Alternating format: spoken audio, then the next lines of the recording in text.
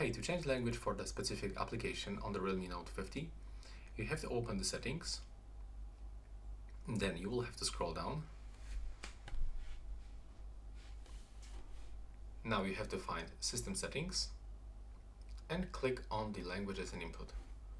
From this, select App Languages. Now just wait for the loading screen. So it will take around a few seconds. And after this, we will get all available apps that we have on our phone.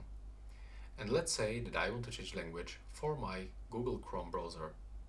So I have to just click on it.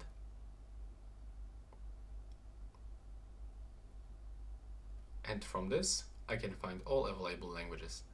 So if I want to get my browser in the Polish language, I have to just click on it, select, and as you can see now, the language has changed. And that's all for this video. Right now, please subscribe to my channel and see you in the next one.